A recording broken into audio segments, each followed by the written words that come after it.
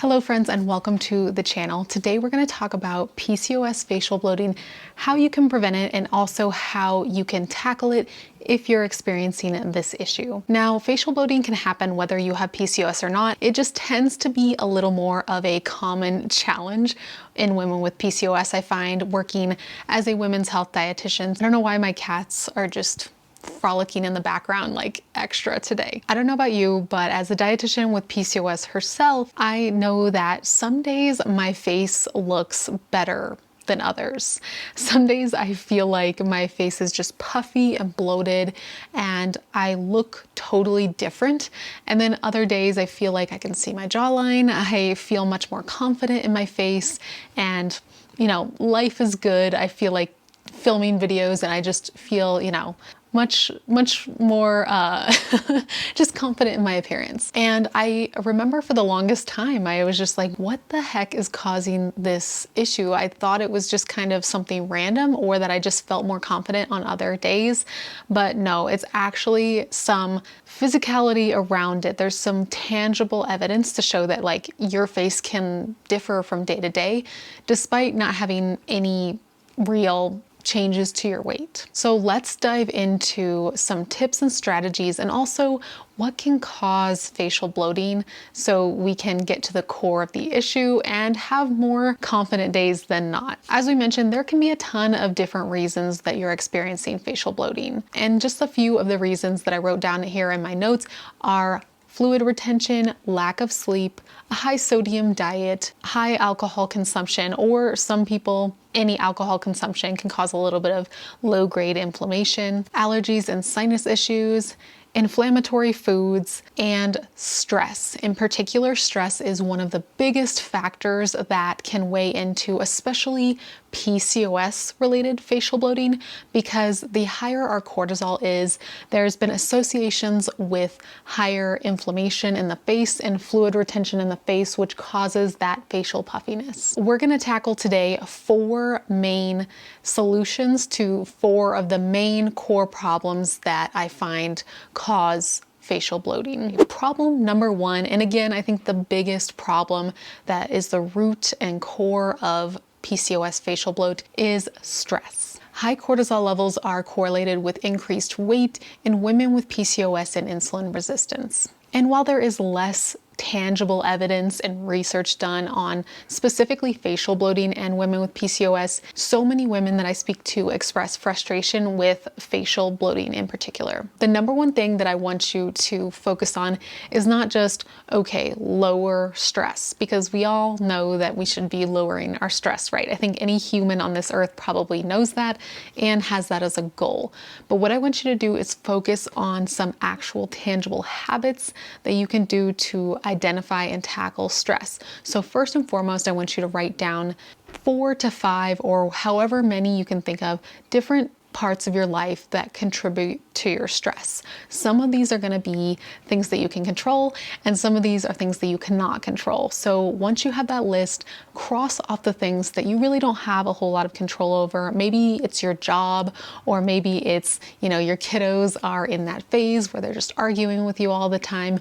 Cross those things off your list because you're probably not going to be able to change them. But if there is 1 or 2 things that you do feel like you have control over in your life, and even if there's not, there's ways around that too, but pick 1 or 2 things and find things that you can do to actually tackle the core of that stress. So even if maybe it's your job or your kids that are stressful and you can't do anything about that, what can you do day to day to give yourself a little more inner peace? For me, lately, it's been adding more yoga to my routine. I had a lot of strength, and now I'm incorporating more yoga just to feel relaxed and to kind of stretch out my muscles and feel a little more loose and flexible. So in life, I can translate that looseness and flexibility. I also make sure I take time for myself to paint my nails, which is one of the most relaxing things that I have in my toolkit. I love painting my nails and it's a passion of mine. So I make sure I make time for that, even though I have a 6-month-old at home. And then in my multi-pack, I have an adaptogenic herb, ashwagandha, to help just manage that baseline stress. So These are just a few examples of things that you can do to lower stress in your life. And let's make this the question of the day. Let us know in the comment section below, what is one thing that you're going to tackle in your life that is causing you stress, and what's one habit that you do to lower that stress. Problem number 2 that I find, especially in my own personal experience, is fluid getting trapped in the facial region. Besides stress, this is the second biggest contributor for me, because I find every single morning, for some reason, I just have more fluid retention in my face. And so I have to roll out my face, or even use my hands and fingers to just kind of massage my face for a little bit to help with that sinus drainage or lymphatic drainage that's going on in my face. And you know, I'm not an ear, nose, and throat doctor, so this may or may not be based on what's actually happening. If anyone in the comments is, let us know what's going on there.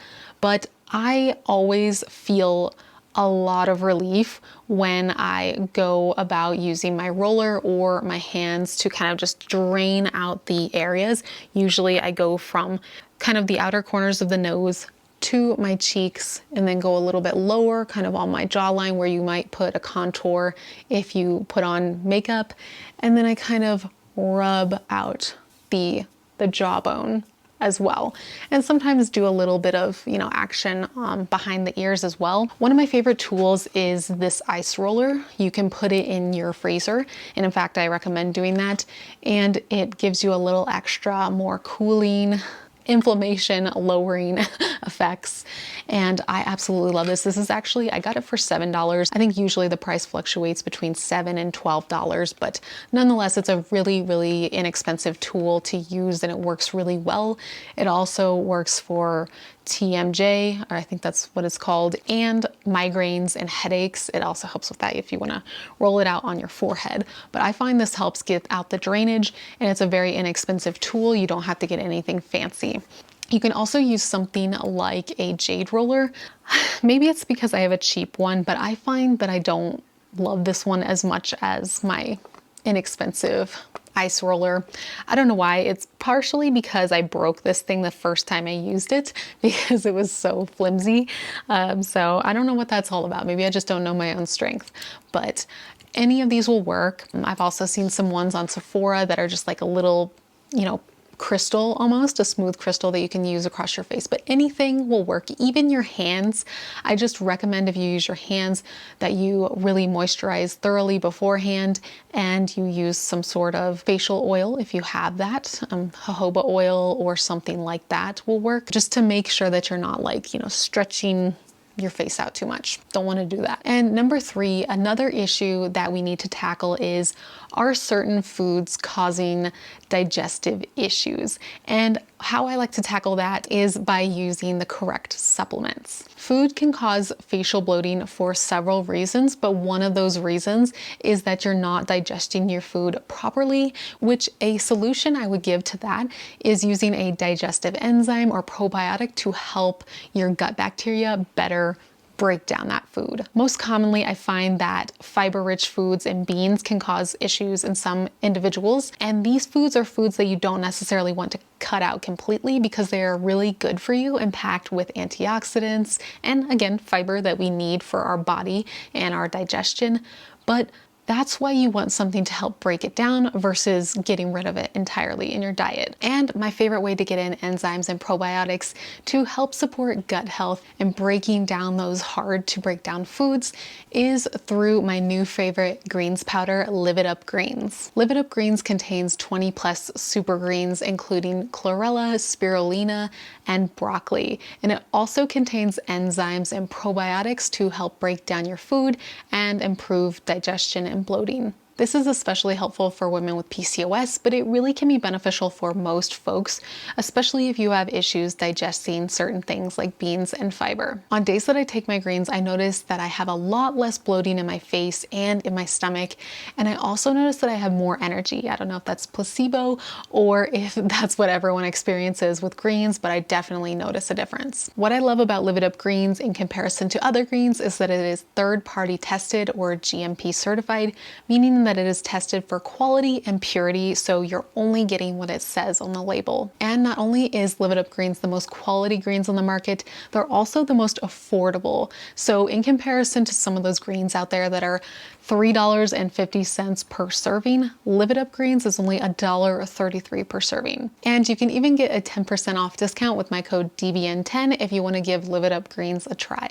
I personally love the original flavor. It has a hint of peppermint and it just gives me that refreshed feeling in the morning. But let me know in the comment section below, are you gonna try the original flavor, the pepperminty vibe, or are you gonna go with the wild berry? Check out the link below to get my link and discount code. And thanks so much to Live It Up Greens for sponsoring this video. My fourth and final tip is to reduce sodium in your diet and increase anti-inflammatory foods. Now, while eliminating trigger foods like beans and other foods that give you trouble can be helpful, it's not the end of the story when it comes to how food affects inflammation. High sodium foods can cause us to retain water if we're getting an excess amount. Not to say that all sodium is bad, but if we're relying on hyper-processed foods or fast food, stuff like that, that tends to add more salt to the mix, we can experience more issues with bloating than if we were to eat at home more often. But I don't really love focusing on what not to have because I don't think it's a really helpful thing for behavior change long term. So let's focus on those anti-inflammatory foods and how we can add more of those foods to our diet. So what exactly is an anti-inflammatory food? I'll read a couple off of my list and then I'll also share with you a resource that I have just for you that's totally free. Leafy greens like kale, spinach, and collard greens, celery, beets, broccoli, berries like blueberries, strawberries, raspberries, cherries, pineapples, garlic, fatty fish like salmon, avocados, nuts, seeds like chia seeds and flax seeds, green tea, turmeric, ginger, olive oil, and avocado oil, just to name a few. And if you want to learn more about anti-inflammatory foods and actually put some of these to practice into recipes, I have a free resource that'll be available in the description box below. That is my 1-week PCOS meal plan, and it is full of anti-inflammatory foods, and you're gonna love it. All right, let us know below what's one way you're going to start incorporating some of these tips and strategies into your day in the comment section below. And if you enjoyed this video, I'm gonna leave another PCOS related video up here on the screen, so you can click or tap the screen to head on over to that video, and consider subscribing if you want more PCOS related content. Let me know what you want to see and what questions you have, and I will see you in the next video. Bye guys.